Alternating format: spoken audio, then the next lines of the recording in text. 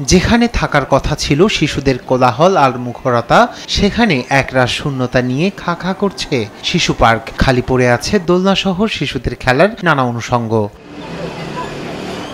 শুধু শিশু পার্কই নয়, এমন দৃশ্যই দেখা মিলবে লাতিন আমেরিকার জনপদ জুড়ে। ক্যারিবিয়ান অর্থনৈতিক কমিশনের তথ্য বলছে ১৯৫০ সালের পর থেকে বিশ্বব্যাপী যে কোনো অঞ্চলের তুলনায় সবচেয়ে বেশি ভয়াবহভাবে হ্রাস পেয়েছে ল্যাটিন আমেরিকা ও ক্যারিবীয় অঞ্চলের জন্মহার। এর মধ্যে চিলির অবস্থা আরও নাজুক বলে জানিয়েছে সংস্থাটি।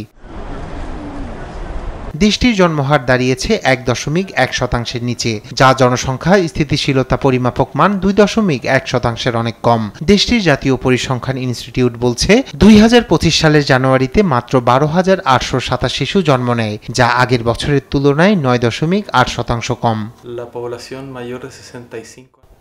আজ ৬৫ বছরের বেশি বয়সী জনসংখ্যা ৩০ বছর আগের তুলনায় দ্বিগুণ, এবং আমাদের ১৫ বছরের কম বয়সী জনসংখ্যার অনুপাত ৩০% থেকে কমে প্রায় ১৮% হয়েছে।